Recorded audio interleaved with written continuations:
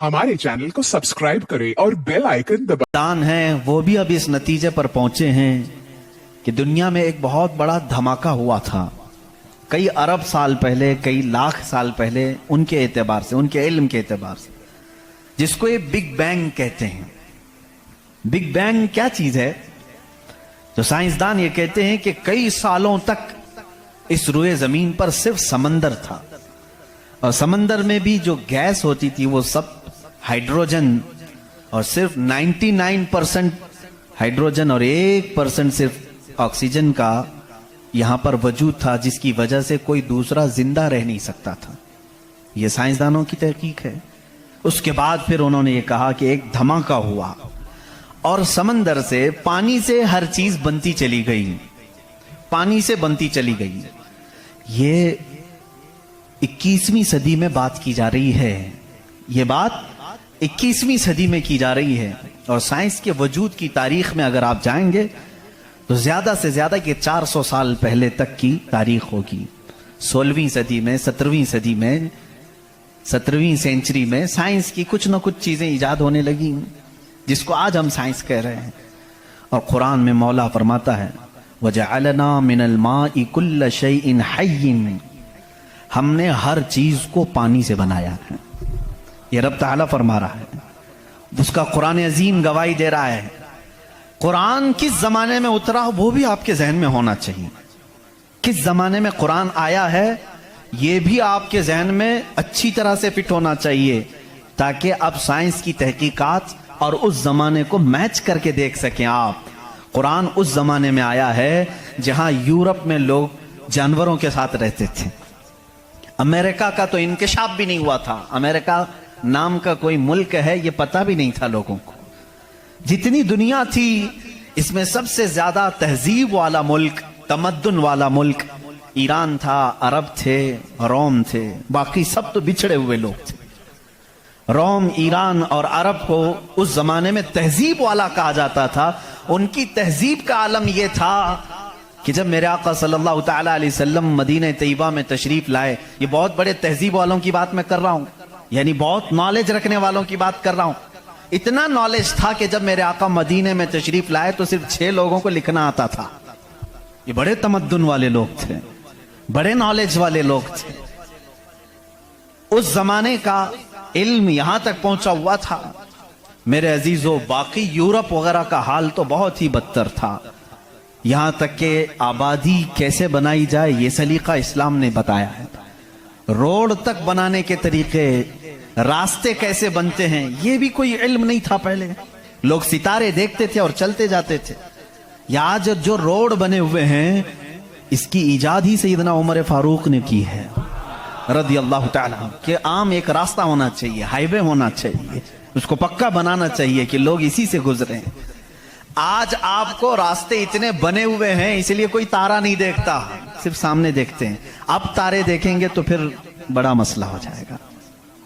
उस जमाने में तारे देख करके चलते थे। अजीजा ने गिरामी, यूरोप का हाल उस जमाने में यह था कि नॉलेज नाम की कोई चीज नहीं थी। वो लोग अंधविश्वास, जैसे आज भी हमारे यहाँ कुछ लोगों में मौजूद है, अंधा यकीन, इन चीजों पर बहुत अमल करते थे। जैसे अपशगुन हो जाना, ये तमाम मामलात में बहुत वो आगे थे। हत्ता कि बीमारियों को भी वो बीमारी नहीं समझते थे। जैसे आज यूरोप जादू टोने पर यकीन नहीं रखता, हर चीज को बीमारी कहता है। उस जमाने में हर बीमारी को वो जादू समझते थे, शैतान समझते थे। बीमारी का उनको इदराक भी नहीं था। इस्लाम में जो फुकहा पैदा हुए, जो अतिब्बा पैदा हुए, जो साइंसदान पैदा हुए, उन्होंने बीमारी के मुतालिक बहुत सारे तहकीकात पेश किए। सिर्फ ये बात मैं अर्ज करना चाहूंगा कि कुरान उस जमाने में नाजिल हुआ है जब इल्म का वजूद ज्यादा नहीं था लोगों के पास, इतना कि कोई इक्का दुक्का लिखना जानता था। और किस पर नाजिल हुआ ये भी आपके जहन में होना चाहिए। 2 चीजें दिमाग में रखें, उसके बाद फिर मैं कुरान की आयतें पढ़ता हूं। एक, माहौल ऐसा है, साइंस का वजूद नहीं, इल्म का वजूद नहीं, इल्म नाम की चीज ही नहीं थी लोगों के पास। और जिस पर नाजिल हुआ वो ऐसा रसूल है जो किसी का शागिर्द भी नहीं। कोई उस्ताद नहीं, मोहम्मद रसूलुल्लाह सल्लल्लाहु तआला अलैहि वसल्लम, उन पर कुरान नाजिल हुआ। ऐसे माहौल में नाजिल हुआ जब कोई इल्म जानने वाला नहीं था, और जिस पर नाजिल हुआ वो किसी यूनिवर्सिटी से पढ़ा, किसी कॉलेज से पढ़ा, किसी मदरसे से पढ़ा हुआ रसूल नहीं। उस रसूल का मुअल्लिम और उस्ताद सिर्फ खालिक कायनात है। जिब्राइल अलैहिस्सलातु तस्लीम का भी सिर्फ इतना काम रहा है, जो रब ने हुक्म दिया उतना ही पहुंचा दिया। बल्कि बहुत सारी कुरान की बातें ऐसी हैं जो जिब्राइल पहुंचा तो गए, लेकिन उसका इल्म उन्हें भी नहीं दिया गया, उन्हें भी नहीं दिया गया। अब ये दो बातें किसी को भी चैलेंज करके बता देना, तारीख की सच्चाइयां इस बात का इनकार नहीं कर सकती। अपने तो अपने, गैरों ने भी हुजूर की तारीख लिखी है और सबों ने इकरार किया है कि मोहम्मद सल्लल्लाहु अलैहि वसल्लम एक ऐसे प्रॉफिट हैं जो पूरी जिंदगी भर किसी उस्ताद के पास गए नहीं, किसी उस्ताद के पास गए नहीं। और ये भी हिकमत है मेरे मौला की, इसीलिए हम उस रसूल को अन्नबीयुल उम्मी कहते हैं। उम्मी का मतलब कुछ बेवकूफ लोग आज के जमाने के जो बदअकीदा हैं वो अनपढ़ करते हैं, रसूल अनपढ़ थे, माअज़ल्लाह। बेवकूफो तुम्हें मालूम नहीं, उम्मी का मतलब होता है किसी से पढ़ा हुआ नहीं। अनपढ़ में और किसी से ना पढ़ा हुआ होने में बहुत बड़ा फर्क है। ये दो बातें जहन में रखो, कुरान किस माहौल में नाजिल हुआ और जिस पर नाजिल हुआ वो किसी का शागिर्द नहीं। अब इसकी बातें जब हम बयान करते हैं, साइंसदानों की आंखें फटी की फटी रह जाती हैं। वो कुरान बयान कर रहा है, इन्न फी खल्क़िस समावाति वल अर्दि लआयाति लिउलिल अलबाब, बेशक ये जमीन की पैदाइश में, आसमानों की पैदाइश में बड़ी मेरी निशानियां हैं। अल्लाह फरमा रहा है, रात को हम जाइल करते हैं, उसी से दिन निकालते हैं। कुरान ये कह रहा है, वजअलना मिनस समाई, आसमान से अल्लाह तबारक व तआला ने ये वजअलना समा सक़फ़न महफूज़ा, कुरान कहता है हमने आसमान को एक महफूज छत बनाया है। कुरान ये कह रहा है आसमान और जमीन मिले हुए थे, हमने दोनों को फाड़ करके अलग कर दिया और दोनों के मुंह खोल दिया। ये कुरान उस जमाने में कह रहा है। इल्म फलकियात जिसको एस्ट्रोनॉमी कहते हैं, इल्म अर्दियात जिसको जियो फिजिक कहा जाता है, जमीन के मामलात, आसमान के मामलात जानने वाला उस जमाने में कोई नहीं। उस वक्त कुरान कह रहा है आसमान और जमीन मिले हुए थे, हम दोनों को फाड़ दिए, हमने उन दोनों को फाड़ दिया और दोनों के मुंह को खोल दिया। अब का साइंस कहता है जमीन व आसमान को देखने के बाद ऐसा लगता है कि ये गैलेक्सी में मिला हुआ एक सैयारा था और ये फिर जमाने के बदलते बदलते आसमान अलग हो गया, जमीन अलग हो गई। अब का साइंस ये कहता है। और फिर ये बंद नहीं है, जैसे हमारी छत बंद है, ऊपर से पानी डालो तो नीचे कुछ नहीं आएगा, नीचे के फर्शी भी बंद है, नीचे जमीन से कोई चीज यहाँ मस्जिद में नहीं निकलेगी। साइंस अब ये कह रहा है आसमान में जगह जगह सुराख हैं, मुंह खुला हुआ है, जमीन में भी जगह जगह सुराख हैं, दिखने वाले नहीं, ये खुला हुआ है। इसका मतलब मैं भी समझ नहीं पाया था, आसमान खुला हुआ है, जमीन खुला हुआ, मुंह खुला हुआ है, क्या मतलब? कहा कि अल्लाह ताला जब चाहे आसमानों पर पानी डाले तो अपना मुंह खोलता है, बारिश बरसती है, और जमीन का मुंह खुला है। इसका मतलब ये है तुम जहां पर भी, जितनी गहराई में भी जमीन के बीज डालो, इसका मुंह खुला है, वो सीना फाड़ कर बाहर आता है। अगर जमीन बंद होती तो कोई चीज जमीन से बाहर नहीं निकलती, जमीन से कोई चीज बाहर निकलती है, इसका मतलब है कि इनके मुंह खुले हुए हैं। साइंस ने अब भी कहा कि आसमान का मुंह खुला हुआ है, जमीन का मुंह खुला हुआ है। कुरान किस माहौल में नाजिल हुआ है? जब साइंस का वजूद नहीं। हाँ, अगर तुम ये कहते शायद मोहम्मद सल्लल्लाहु तआला अलैहि वसल्लम बहुत बड़े किसी साइंसदान के शागिर्द होंगे, तो तुम्हारे तारीख लिखने वाले ही तुम्हारे चेहरे पर जन्नाटेदार थप्पड़ मारेंगे, इसलिए कि वो रसूल अपनी 63 साल जिंदगी में कभी किसी के शागिर्द नहीं हुए, हत्ता के सैयदुल मलाइका के भी वो शागिर्द नहीं हुए। कुरान यही कह रहा है जमीन की पैदाइश में, आसमान की पैदाइश में मेरी निशानियां हैं। अजीजा ने गिरामी, अब मैं वो निशानियां गिनाऊं, बहुत तवील वक्त दरकार है। कभी आपने महसूस किया कि आसमान अल्लाह की निशानी है? अल्लाह की निशानी है। देखिए यहां सबसे बड़ी बात, कुरान में कई जगहों पर यह बात आई है, अफला ततदब्बरून, अफला यतदब्बरून, अफला ताकिलून, अफला ततफक्करून। इसका मतलब होता है क्यों तुम गौर व फिक्र नहीं करते, क्यों तुम सोचते नहीं, क्यों तुम तहकीक नहीं करते, रिसर्च नहीं करते? रब ताला बार बार ये फरमा रहा है। ये किसके लिए है? मैं उन लोगों के लिए कहता हूं जो एक खुदा को छोड़कर करोड़ों के सामने झुक रहे हैं। میں ان سے کہتا ہوں تم سوچتے کیوں نہیں کون ہے تمہیں پیدا کیا ہے, کون ہے جو تمہیں بنایا ہے. قرآن دعوت دے رہا ہے ان کو سوچنے کی. میرا یقین یہ کہتا ہے جو بھی انسان اس کائنات میں ہے اللہ نے اسے اتنی عقل ضرور عطا کی ہے کہ اگر وہ سوچنے پر آ جائے تو اپنے رب تک ضرور پہنچے گا. اگر وہ غور و فکر کرنے پر آ جائے تو جھوٹے خداؤں کو چھوڑ دے گا. ایک صحابی ہیں حضور صلی اللہ تعالی علیہ وسلم پر ایمان لانے کے بعد وہ کہتے ہیں حضور ایام جہالت میں ہمارے سے دو ایسے معاملات ہوئے, ایک واقعہ یاد کرتا ہوں تو رونا آتا ہے اور ایک واقعہ یاد کرتا ہوں تو ہنسی آتی ہے. جہالت میں ہم کچھ ایسے کام کرتے تھے اسلام لانے سے پہلے کہ ایک واقعہ ایسا ہے کہ ہم رو پڑتے ہیں یاد آتی ہے تو, اور ایک واقعہ ایسا ہے کہ وہ یاد آتی تو ہنس پڑتے ہیں. حضور نے پوچھا وہ دونوں کیا ہیں؟ انہوں نے کہا جہالت میں جب ہمارے گھر بیٹی پیدا ہوتی تو ہم اس کا گلا مروڑ کر دفن کر دیتے تھے. ہم نے اپنے ہاتھوں سے کئی بچیوں کو دفن کیا, وہ جب بھی یاد آتا ہے تو رو پڑتے ہیں, رونا آتا ہے. ہنسی کس بات پر آتی ہے؟ وہ کہتے ہیں ہم جب سفر پر نکلتے تھے تو ہمارے جو خدا ہوتے تھے ان کو آٹے کا بنا لیتے تھے. ہم ویسے تو مٹی کا بناتے ہیں اور پھر پانی میں ڈبوتے ہیں. ان کی ذریت آج بھی موجود ہے. عرب والوں میں اگر میں بیان کروں کہ ہاتھوں سے خدا بنائے جاتے ہیں تو انہیں یقین نہیں آتا. ہندوستان والوں کو بہت جلدی یقین آئے گا. تو وہ صحابی کہتے ہیں ہم آٹے کے بناتے تھے.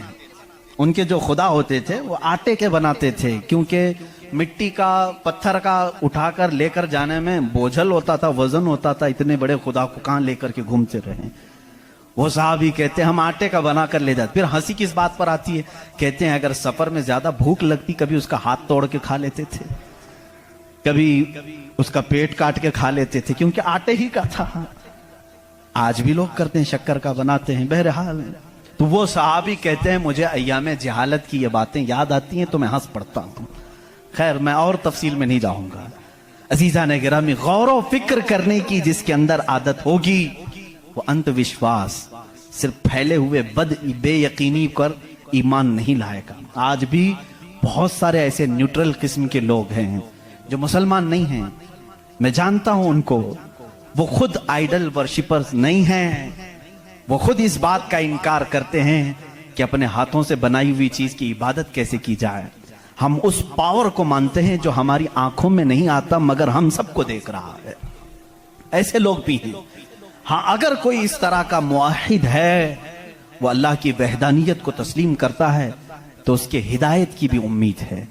میں یہ کہہ رہا تھا آسمانوں اور زمینوں میں اللہ نے فرمایا میری نشانیاں ہیں. غور و فکر کرنا چاہیے نشانی کیسے. پوری دنیا کے بہت ترقی یافتہ سائنس سے میرا یہ چیلنج ہے, میری یہ بات کا یہ چیلنج ہے. بہت تم نے ترقی کی لیکن ایک ایسی چھت بنا کر کے دکھاؤ جس کا کوئی پلر نہ ہو. ہوا میں چھت قائم کر کے دکھاؤ, اور وہ بھی اتنی موٹی ہونی چاہیے, اتنی موٹی کہ جس کے بارے میں حضور اکرم صلی اللہ علیہ وسلم نے فرمایا کہ اس کی موٹائی 500 سال اگر کوئی گھوڑا دوڑے تو طے نہ ہو پائے. وہ آسمان کی موٹائی. میں اتنی موٹائی کی بات نہیں کرتا ہوں, 1 کلومیٹر چوڑی ہی کوئی بنا کر کے دکھا دیں. سائنس ہمارا بہت ترقی کر چکا ہے, نہیں بنا سکو گی. لیکن کائنات کی اس پوری زمین پر اللہ رب العزت نے ایک چھت ہمارے سروں پر رکھی ہے, اور سب کو معلوم ہے وہ چھت کیسی ہے, بغیر پلر والی. کہیں اس کو ستون دیکھا آپ نے؟ اللہ الذی رفع السماوات بغیر عمد ترونها. قرآن کہتا ہے وہ اللہ ہی ہے جس نے بغیر ستون کے آسمانوں کو بنایا, اور تم بھی اس کو دیکھ رہے ہو. قرآن چیلنج کر رہا ہے, تم بھی اسے دیکھ رہے ہو. اور حیرت کی بات یہ ہے ہمارے پلر والی چھت کے بارے میں تو یقین ہوگا اب یہ گرے گی نہیں, لیکن اگر یہ تڑکنے لگے کہیں سے, آوازیں آنے لگے, ہم بھاگ کر کے کون سی چھت کے نیچے جاتے ہیں؟ پلر والی چھت سے. ہم کو خوف لگتا ہے آج کل گر نہ جائے, اور پناہ لینے کے لیے اس چھت کے نیچے جاتے ہیں جس کا کوئی پلر ہی نہیں. اللہ کی نشانیاں ہیں اس میں. اللہ رب العزت فرماتا ہے تم دیکھ رہے ہو ان آسمانوں کو ہم نے کیسے قائم کیا ہے. اب اس کی تحقیقات جو آسٹرونومی پڑھے ہوئے ہیں وہ جانتے ہوں گے. علم فلکیات اس کو کہتے ہیں, آسمانوں کا علم. یہ بھی ابھی سب کو پورا حاصل نہیں ہو سکا. جو ہماری نظروں میں نظر آ رہا ہے یہ تو دھواں ہے, بادل ہے. آسمان تک پہنچنے کے لیے پتہ نہیں کتنا سفر, اور اس میں اللہ رب العزت نے ستاروں کے ایک ایسے جھرمٹ کو رکھا ہے. آسمان کتنا چوڑا ہے, کتنا لمبا ہے, گیس کر سکتے ہیں ہم؟ کبھی گیس کریں گے آپ؟ میں صرف ایک حساب بتاتا ہوں. اس آسمان میں اللہ تعالیٰ فرماتا ہے کلن فی فلک یسبحون. سورج, چاند, جتنے بھی گیلیکسی کے سٹارز ہیں, تارے ہیں, یہ سب آسمان میں تیر رہے ہیں. اللہ فرما رہا ہے سورہ یاسین کی آیت سے, یہ سب آسمان میں تیر رہے ہیں, لٹک رہے ہیں. اچھا, جس پر لٹک رہے ہیں ظاہر سی بات ہے وہ بڑا ہونا چاہیے. اب وہ کتنا بڑا ہوگا؟ وہ چھت کی چادر کتنی بڑی جس پہ سورج بھی لٹک رہا ہے, چاند بھی لٹک رہا ہے. ہم نے سائز پوچھا سائنسدانوں سے, سائز پوچھا کہ یہ کتنے بڑے بڑے ہیں جو آسمان میں لٹک رہے ہیں, تو انہوں نے کہا سب سے قریب جو ہمارا ستارہ ہے, سیارہ ہے, زمین سے جو سب سے قریب سیارہ ہے وہ چاند ہے. اور سورج کا کیا حال ہے؟ کہا سورج زمین سے 13 لاکھ گنا بڑا ہے. 13 لاکھ گنا بڑا. اب یہاں ہماری عقلیں ششدر ہو جاتی ہیں, کسی کے پاس کیلکولیٹر بھی نہیں, کتنا حساب کرے. 13 لاکھ گنا بڑا زمین سے, ہمارے تصور میں نہیں آتا. وہ کہاں لٹک رہا ہے؟ آسمان میں. چاند اس سے 50 گنا بڑا ہے زمین سے, وہ کہاں ہے؟ آسمان میں. اچھا اتنا ہی نہیں, یہ گیلیکسی کے اندر سورج سے 50 گنا بڑے اتنے سیارے ہیں کہ جن میں سے صرف ابھی 40% کا دریافت کی جا چکی ہے, باقی 60% ابھی تک سائنسدانوں کو پتہ ہی نہیں. سورج سے 50 گنا بڑے سیارے اور موجود ہیں. پوچھا یہ سب کہاں ہے؟ یہ بھی آسمان میں ہیں. اسی لیے میرے مولا نے فرمایا بے شک آسمانوں کی پیدائش میں اس کی بڑی نشانیاں ہیں. اب میرے عزیزو آؤ, تمہیں اپنے گھر کی چھت ڈالنے کے لیے کتنے دن لگتے ہیں, کتنے ورکر لگتے ہیں, کتنے مزدور لگتے ہیں, کیا کیا اس کے لیے سامان لگتے ہیں, یہ سب تمہیں معلوم ہے جنہوں نے چھتیں ڈالی. اب اتنی بڑی چھت جس نے قائم کی ہے, جس میں لاکھوں گنا بڑا زمین سے سورج بھی ہے, چاند بھی ہے, گیلیکسی کے اور سٹارز ہیں, وہ خدا فرما رہا ہے آسمان کو, زمین کو کس طرح سے اس نے بنایا. قرآن میں ہے صرف 6 دن میں ان دونوں کی پیدائش ہوئی. اس سے بھی بلکہ اللہ تعالیٰ فرماتا وَجَعَلَ الْأَرْضَ فِي يَوْمَيْنِ, اللہ نے زمین کو 2 دن میں پیدا فرمایا, آسمان کو. اور اس میں جتنی سجاوٹ ہے, سجاوٹ کیا ہے؟ یہ پورے سمندر کو رب فرما رہا ہے وہ زمین کی زینت ہے, جتنے درخت ہیں وہ زمین کی زینت ہیں. اور آسمان کی زینت کیا ہے؟ چاند ہے, سورج ہے, ستارے ہیں. یہ سب 4 دن میں بنے, کل 6 دن میں ان کی پیدائش ہوئی ہے. کل 6 دن میں ان کی پیدائش ہوئی ہے. میاں ہماری دکان نہیں بنتی 6 دن میں, اور وہ خالق کائنات فرما رہا ہے 6 دن میں اس پوری کائنات کے زمین و آسمان کی پیدائش ہوئی. تو کیا یہ اللہ رب العزت کی نشانیاں نہیں ہیں؟ غور و فکر, تدبر. میں اگر سنی ہوئی باتوں پر یقین نہیں آتا کچھ لوگوں کو, کیونکہ وہ سائنس کے ماحول میں آج جی رہے ہیں, وہ ہر بات سائنس کی یقین کے ساتھ مان لیتے ہیں. میں ان سے ہی کہتا ہوں اپنے سائنسدان آقاؤں سے پوچھیں کہ اس زمین کا حجم کتنا بڑا ہے, آخر یہ ٹھہری کیسے ہے اتنے دن تک, یا اب تک قائم کیسے ہے, یہ ہلتی کیوں نہیں ہے. اچھا اس کے بعد رب تعالیٰ فرماتا ہے ہم نے اس زمین کو پانی پر بچھایا ہے. اے اللہ تیرے عجائب قدرت عجیب در عجیب ہیں, کتنے عجیب ہیں. آپ سے میں کہتا ہوں حوض میں یا مسجد کا بھی حوض ہے, جاؤ ایک چادر اس کے اوپر بچھاؤ, ٹاول لے کر کے بچھاؤ, کتنی دیر تک وہ پانی پر کھڑا رہے گا. ٹاول چادر اس کی موٹائی کتنی ہے؟ بہت پتلی سی ہے, وہ mm میں آئے گی, لیکن وہ آپ کے اس پانی پر ٹھہر نہیں سکتی. اگر آپ کہیں موٹی چیز میں بچھاؤں, موٹی چیز بچھا کر کے دکھاؤ کتنی دیر وہ رک سکے گی, نہیں رک سکے گی. اور یہ اللہ نے قرآن میں فرمایا ہم نے پانی پر زمین کو بچھایا, اور اس کا انکار سائنس بھی نہیں کر رہی ہے. سائنس بھی یہی کہتی ہے زمین کو جتنی جگہ سے کھودا جائے پانی ہی ہے.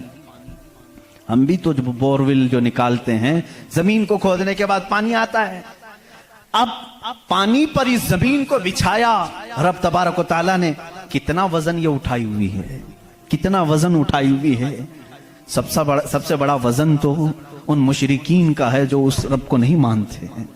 یہ دھرتی کا بوجھ ان کو کہتے ہیں، یہ سب کو اٹھائی ہوئی ہے، پتہ نہیں کتنے کروڑوں ٹن اس پر وزن ہے یہ، لیکن کبھی بھی ہلتی ہوئی نظر نہیں آتی. لیکن اس کو بھی قرآن میں اللہ فرما رہا ہے ہم نے اس زمین کو ہلنے سے روکنے کے لیے جگہ جگہ پر پہاڑوں کو میخ بنا کر گاڑ دیا. والجبال اوتادا، اور پہاڑوں کو ہم نے میخ بنا کر گاڑ دیا ہے. اب اس کی تحقیق اس زمانے میں نے اپنے پڑھنے کے زمانے میں اس کی ایک تحقیق اپنے استاد کے پاس پڑھی تھی. صفا مروہ کے بارے میں اختلاف چل رہا تھا. سعودی یہودی حکومت نے صفا مروہ کو پوری طور پر ختم کرنے کی ناپاک کوشش کی اور الگ سے انہوں نے مسعی بنایا صحیح کرنے کا. تو اختلاف علماء میں تھا کہ انہوں نے زیادہ چوڑا کر دیا. اسی زمانے میں یہ تحقیق ہوئی پہاڑ جو ہے اس کا وجود زمین پر کیسا ہوتا ہے.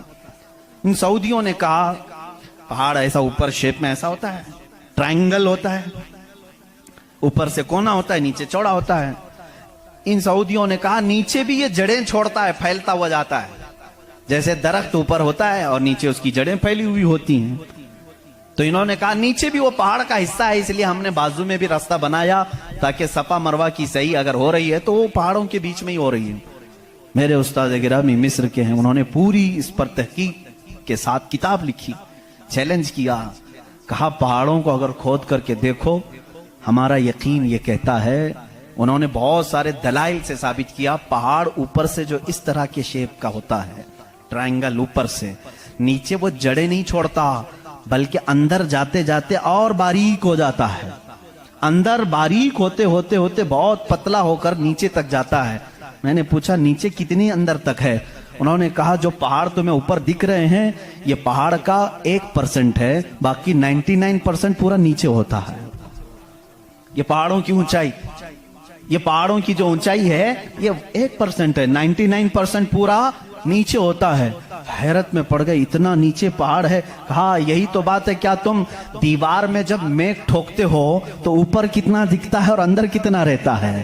2 انچ کا اگر ہم لے رہے ہیں میخ اور کیل تو اس کا منہ صرف اوپر تھوڑا سا، وہ بھی mm میں ہوگا، اور 2 انچ تک اندر وہ دیوار میں دھسا ہوا ہوگا. اور جب قرآن میں مولا نے فرمایا ہے زمین پر ہم نے پہاڑوں کو میخ بنا کر گاڑ دیا ہے، آج سائنس یہ کہہ رہا ہے کہ پہاڑ 9 گنا نیچے اندر تک موجود ہے. قرآن کس زمانے میں نازل ہوا؟ آسٹرونومی نہیں تھی، آسٹرولوجی نہیں تھی، زمین کے یہ جیو فزک نہیں تھے، آلہ جات نہیں تھے، تحقیق کے لیے مائکروسکوپ